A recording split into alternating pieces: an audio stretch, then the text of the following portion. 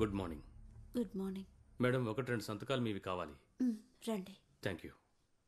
ఇవి జోస్ గారి పిఎఫ్కి సంబంధించిన పేపర్స్. సంతకం చేయాల్సిన చోట ఎక్స్ మార్క్ పెట్టాను.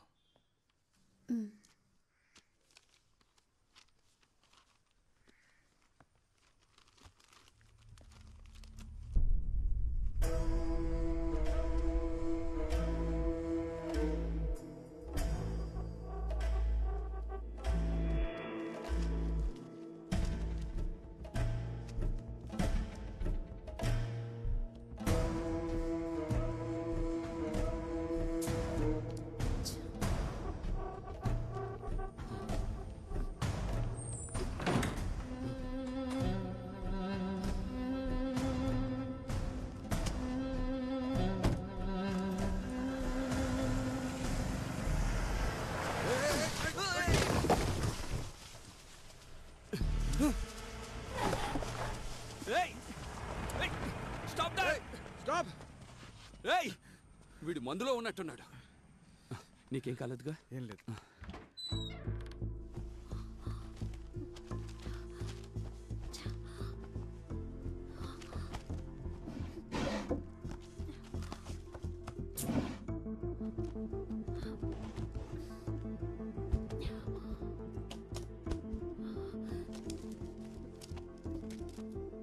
అమ్మా, ఏ వెతుకుతున్నావు?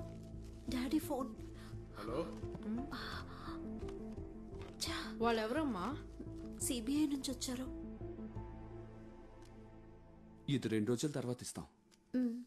పోలీస్ ఆఫీసర్ ఇక్కడికి ఎందుకు వచ్చాడు? ఏవో పేపర్స్ లో సంతకాల కోసం.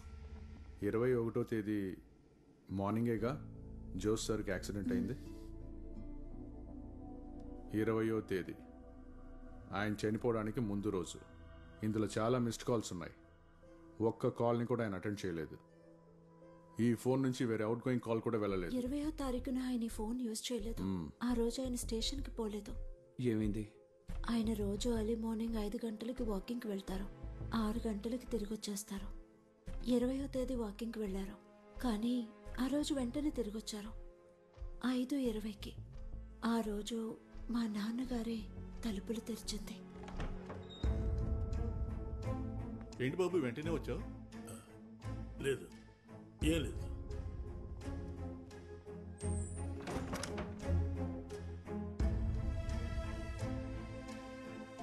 ఏంటండి, ఏమైంది? నువ్వు వెళ్ళి టీ తీసుకురా. ఆయన ఏదో టెన్షన్ లో ఉన్నట్టున్నారు, అందుకే స్టేషన్ కి పోలేదు. అడిగినప్పుడు కొంచెం విసుక్కున్నారు నా మీద, మళ్ళీ అడగలేదు. సార్, ఆ రోజు ఈవినింగ్ మా డాడీ మాతో మాట్లాడారు. దానికి మీరు కారణం ఏంటని అడగలేదా? లేదు సార్. అలవాటు ప్రకారం ఆ రోజు పొద్దున్న కూడా వాకింగ్ కి వెళ్లారు ఆయన. నేను చెప్పాను కదా, ఇది ఇసుక సున్నం గొడవ కాదు, ఇట్స్ బియాండ్ అని. సార్, 20వ తారీఖు ఉదయం it's between 5 and 5:20 AM morning walk అని వెళ్లిన జోస్ వెంటనే తిరిగి రావడానికి కారణం ఖచ్చితంగా ఏదో జరిగింది. ఏదైనా చూసుండాలి, వినుండాలి, లేదా తెలియకూడదు ఏదైనా తెలిసుండాలి. That 20 minutes are crucial. That might be the reason for his death on the next day, that is 21st. Case investigate చేసిన పోలీస్ ఆఫీసర్తో చెప్పారా జోస్ వెళ్లి వెంటనే తిరిగి వచ్చాడని? చెప్పాను. ఈ విషయం ఎవరితోనూ చెప్పొద్దని కూడా చెప్పారు. ఇక వీళ్ళు వెళ్ళొచ్చుగా? వెళ్ళొచ్చు సార్. సరే, మీరు బయలుదేరండి.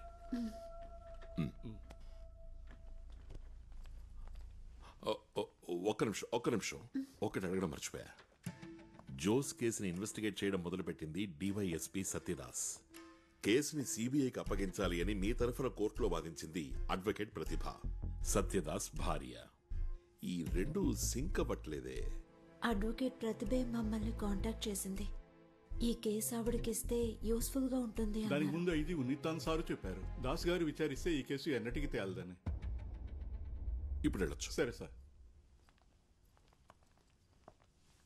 ఉన్నితాన్ ఎందుకని అన్నాడు ఇప్పుడు అర్థమైంది సార్. బట్ ఆ ప్రతిభ తానంతట తానుగా వెళ్ళి... సార్, ఈ అడ్వకేట్ ప్రతిభ మంచి ప్రాక్టీస్ ఉన్న ఆవిడ. తనే స్వయంగా వెళ్లి అడగాల్సిన అవసరం ఉండదు. అంటే జోస్ భార్య అబద్ధం చెప్తుందా? కన్ఫ్యూజింగ్ గా ఉంది సార్. ఈ అడ్వకేట్ ప్రతిభతో ఒక మీటింగ్ అరేంజ్ చేస్తాను సార్. Very unofficial sir.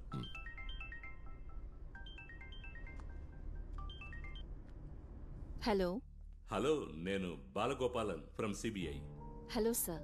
ఓసారి డైరెక్ట్గా మీతో మాట్లాడాలి. నేను 10 నిమిషాల్లో రావచ్చా? పర్వాలేదు, రండి. ఓకే.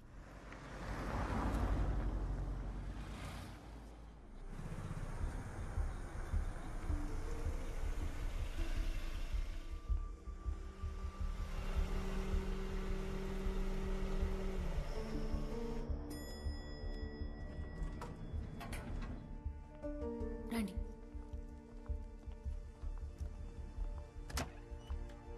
Please ma'am. సార్ మీకు తెలుసు sir. Sethu sir, CBI icon. Biodata చదివాను. మీరు చాలా బిజీ అని తెలుసు. వెంటనే పంపించేస్తాను. మేడం నువ్వేదో అడగాలన్నావు కదా. ఎంతవరకు విన్నదే మేము నమ్మడం లేదు, కానీ ఓ డౌట్ని క్లియర్ చేసుకోవాలనుకుంటున్నాం. అడగండి సార్. అది చనిపోయిన జోస్ ఫ్యామిలీతో మీరే ఫోన్ చేసి మాట్లాడారా ఈ కేసును ఫైల్ చేయమని చెప్పి?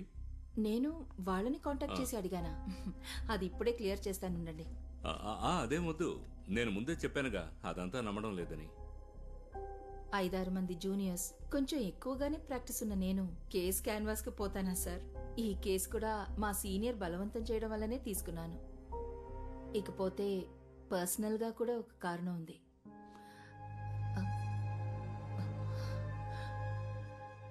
ఎలాంటి భయమూ అక్కర్లేదు. No video recordings, no hidden camera, no spy, no sting operations. అవన్నీ అత్యవసరం అయితేనే. కమాన్. నా హస్బెండే కదా ఈ కేసుని ఇన్వెస్టిగేట్ చేశారు.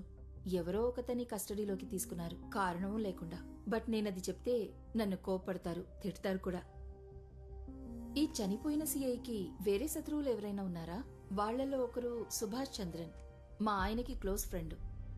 అతన్ని సేవ్ చేయడానికి తప్పుడు కేసు పెట్టారన్న చెడ్డ పేరు పోగొట్టడానికే నేను ఈ కేసుని. ఆల్రెడీ నా భర్త చాలా సంపాదించుకున్నారు చెడ్డ పేరుని. వేరే ఏజెన్సీ ఎంక్వైరీ చేసినప్పుడు అటువంటి ప్రాబ్లం ఏమీ రాకూడదని మాత్రమే నేను ఈ కేసుని టేకప్ చేశాను. అంతేగాని సిబిఐ మీద పెద్ద ప్రేముండి కాదు. అయితే ఇక నేను వెళ్ళొచ్చా సార్? జస్ట్ ఒకే ఒక క్వశ్చన్. Yes sir. ఈ కేసులో ఎవరు గెలవాలని మీరనుకుంటున్నారు? మనసులో కోరిక ఉంది సార్. సిబిఐ వాళ్ళు ఓడిపోవాలనా? ఎలాంటి వాడైనా భర్త కదా. ఎప్పుడు గెలుస్తుంటే అహంకారం ఎక్కువ అవుతుంది సార్. వెళ్ళొచ్చా? సార్, నాకు తెలిసింది ఈ సిఐ జోస్కి చాలా మంది శత్రువులున్నారు, పోలీసుల్లోనూ బయట.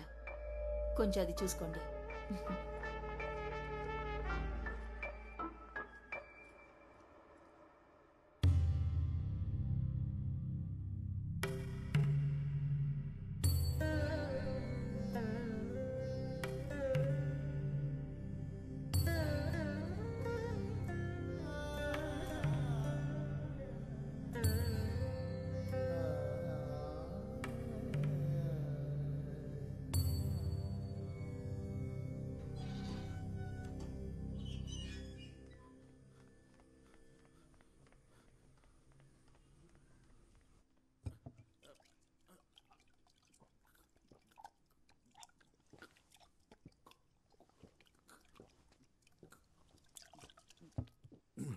బస్సు రావటానికి లేట్ అయింది. తర్వాత ఆటో కోసం చూశాను, దొరకలేదు. అందుకే నడుచుకుంటూ వచ్చాను. డిగ్రీ చదువుతున్నప్పుడే మనసూరు రోజులు వెళ్ళిపోయాడు. తను వెళ్ళిపోయాక ఎలాంటి కమ్యూనికేషను ఊరు వాళ్ళకి కానీ తన వాళ్ళకి కానీ తెలియలేదు. ఒక్కడే ఉన్న ఫోటో కోసం వెతికాను, దొరకలేదు. నాకు ఈ గ్రూప్ ఫోటో ఒకటే దొరికింది. ప్రీ డిగ్రీ చదువుతున్నప్పుడు తీసింది. ఇదిగో ఈ 4వ అడుగు నుంచున్నాడే వాడే. వీడికి ఇప్పుడెంత వయసు ఉంటుంది? ఒక 30-35 ఏళ్ళు ఉండొచ్చు.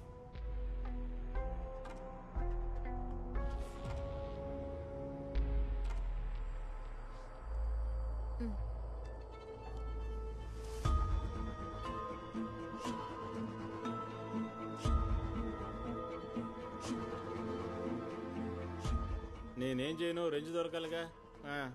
సార్, లోపల సీతారామయ్యర్ గారు ఉన్నారా? రండి, నేను మళ్ళీ చేస్తాను. ఎదిగోండి సార్.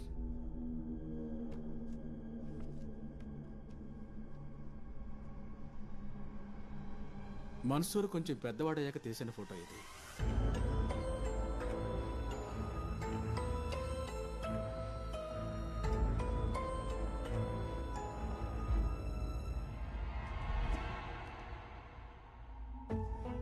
ఇతనేనా నువ్వు చెప్పిన మన్సూర్? ఇతను కాదు సార్, వేరే అతను. కన్ఫర్మా? అవును సార్, కన్ఫర్మే. సరే నువ్వు వెళ్ళొచ్చు. సరే సార్. మినిస్టర్ జర్నీ చేసిన నాటి ఢిల్లీ ఎయిర్పోర్ట్ సీసీటీవీ ఫుటేజ్ వచ్చిందా? వచ్చింది సార్. వీడు ఆ క్రౌడ్ లో ఉండే ఛాన్స్ ఉంది. Vinay, you please check it. Yes sir. Lakshmi, select the visuals. Okay sir.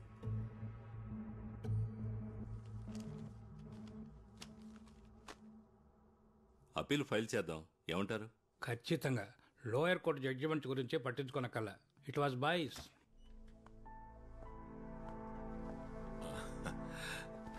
ఓకేనా sir? Okay, everything under control. Very good. ఆ జోస్ ఆఖరిగా విచారించిన ముఖ్యమైన కేసులు, అతనికి డిపార్ట్మెంట్ బయట ఉన్న శత్రువులు. ఆ అడ్వకేట్ ప్రతిభ చెప్పింది కదా, జోసికి బయట కూడా శత్రువులు ఉన్నారని.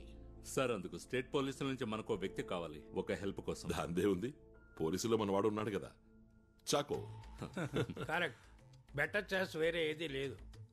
చాకో ట్రివేండ్రంలోనే కదా ఉన్నాడు. అవును సార్, అక్కడే ఉన్నారు. కాల్.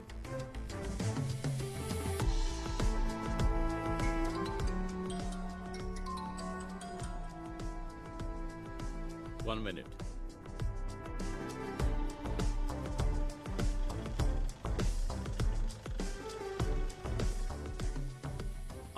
చాకోయిని చెప్పండి. చాకో సార్, నేను బాలుని, కొచ్చిన్ నుంచి. అది కొంచెం సహాయం ఆశిస్తున్నాం మీ నుంచి. డిపార్ట్మెంట్ కి సంబంధించిన విషయమే, రిస్క్ ఏ ఉండదు. రిస్క్ ఉన్నా సరే చేసేద్దాం, దానికంటూ మనుషులు ఉన్నారు. అలాగే, థ్యాంక్ యూ. ఓకే.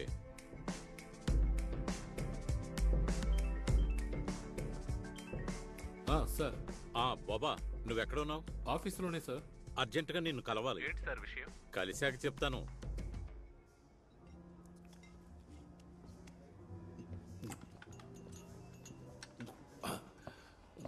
హలో, ఇలాంటిదే ఒకటి పార్సల్.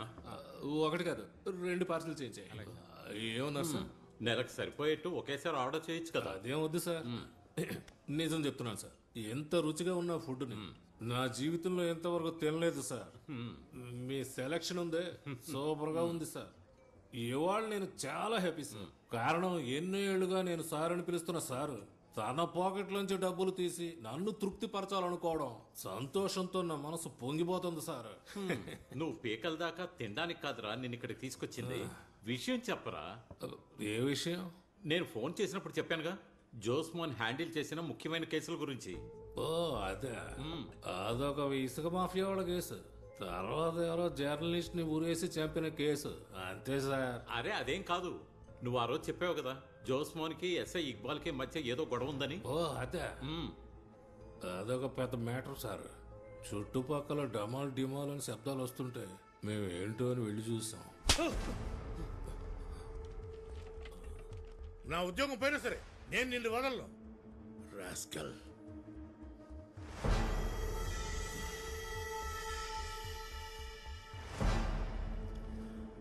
అన్నట్టు ఈ జోస్ ఇక్బాల్ ను కొట్టడానికి ఏంటి కారణం? సార్, అది ఒక చిన్న అమ్మాయిని 4-5 కలిసి బెదిరించిన కేసు. ఆ రోజు జోస్ గారు బిజీగా ఉండడం వల్ల ఇక్బాల్ సార్కి అప్పగించారు. ఇక్బాల్ గారు ఆ కేసును తొక్కుపెట్టి డబ్బులు సంపాదించుకున్నారు సార్. అది మాత్రమే కాకుండా సాక్ష్యాలు తారుమారు చేసి ఆ అమ్మాయి వాంగ్మూలాన్ని మార్చేశారు. ఇది తెలుసుకున్న జోస్ గారు ఆయన్ని కొట్టారు. పగపట్టిన నాగుపాము లాంటి వారు sir Iqbal sir. Sir, retired DGP కృష్ణనుని గారు రాసిన ఒక బుక్ ఉంది, పోలీసుల్లో క్రిమినల్. అందులో చెప్పారు ఆయన పోలీసులకి కిరాయి హంతకులకి మధ్య ఉన్న సంబంధం గురించి. ఎవరూ ముందుకు రాకుండా నేను చెప్తాను సార్, ఇక్బాల్ సరే రౌడీల్ని అరేంజ్ చేసి బండితో గుద్దించి చంపేశారని.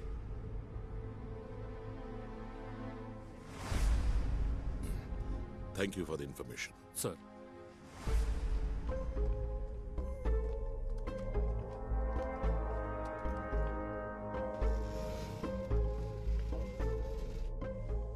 ఆ ఇక్బాల్ ని విచారణ చేద్దాం సార్. చనిపోవడానికి ముందు రోజు వాకింగ్ అని బయలుదేరి వెళ్లిన జోస్ ఇక్బాల్ని ఎలాంటి పరిస్థితుల్లో చూసినా నర్వస్ అవ్వడు. నడిచింది చాలు అని ఇంటికి రాడు. ఒక్క మాట కూడా మాట్లాడకుండా ఇంట్లో ఊరికే కూర్చోడు. అలాంటిది ఒక ఫోన్ కూడా చేయకుండా, వచ్చిన ఫోన్ని అటెండ్ అవ్వకుండా ఉంటాడా?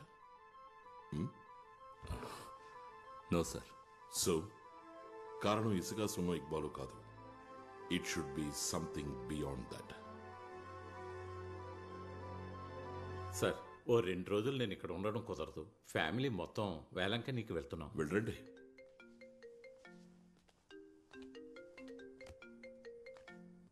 సార్, అలాగే సార్. చెప్తాను సార్. వస్తున్నాను సార్.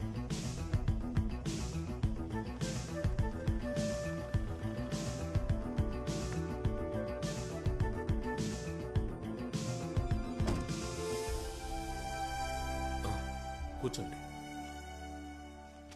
ఇది నాకు మెయిల్లో వచ్చిన ప్రింట్అవుట్. మీరే మా మేనమావ గారైన మినిస్టర్ సంపత్ మరణానికి కారకులని నాకు బాగా తెలుసు. మీకు చేయూతనిస్తూ అండగా ఉన్న మా మేనమావని కుట్ర చేసి చంపేశారు. దాని వెనుక జరిగిన మరణాలన్నీ ఆ నిజాన్ని కప్పిపుచ్చడానికే. చట్టం విడిచిపెట్టినా నేను మాత్రం మిమ్మల్ని వదలను. అల్లా విధించాల్సిన శిక్షని మేం విధిస్తాం. ఇది ఫేక్ సార్, 100% ఫేక్. ఈ ఉత్తరంలో చేసిన భాషా ప్రయోగం అంత మెచ్యూరిటీగా లేదు, ఆకతాయితనంగా ఉంది. ఇది కేవలం మిమ్మల్ని భయపెట్టడం కోసం ఎవరో చిన్నపిల్లలు చేస్తుంటారు. ఆ సమ్మతికి ఇలాంటి మెయిల్ వచ్చింది. అదేమంటే ఆయన మరణ వార్త. విచారిస్తే ఎవరో చంపారని తెలిసిందే. మీరు భయపడలేదా? నాకు లేని అదే కదా సార్, భయం. భయం లేదా? ఆ విద్య ఏదో నాకు నేర్పించచ్చు కదా. Seriously? Yes, really. CI Jose హత్యతో పాటు మిగతా హత్యల గురించి కూడా ఇన్వెస్టిగేట్ చేయాలని సీఎం ఆర్డర్ వేశారు. Official communications will follow. Sir, including minister Samad మరణం? ఎస్, ఇంక్లూడింగ్ మినిస్టర్ సమ్మద్ మరణం. అంతా ఒకే గందరగోళంగా ఉంది సార్. ఎందుకని? సార్, ఒక ఫ్లైట్లో అంతమంది ప్యాసింజర్స్ మధ్యన, అది ఒక డాక్టర్ సమక్షంలో మినిస్టర్ మరణం సహజమైందని ఆలోచన కూడా రావట్లేదు సార్. సార్, ఈ మినిస్టర్ గారి staff still missing. Doctor Venu పైనుంచి పడి చనిపోయారని అనుకుందాం. But journalist Basuran, CA Josemon, no doubt sir, 2 మర్డర్సే. సార్, ఒక జర్నలిస్ట్ ని, ఎస్పెషల్లీ ఒక పోలీసునే హత్య చేశారు. ఇవి సాధారణ వ్యక్తి చేసినవి కావు. అవి చేయడానికి అసాధారణమైన గట్స్ ఉండాలి. సో అసాధారణ వ్యక్తే ఈ హత్యలు చేస్తుండాలి. అన్నిటికంటే ముఖ్యమైనది, ఈ మరణాలకు మధ్య ఎలాంటి సంబంధం ఉంది? I'm confused.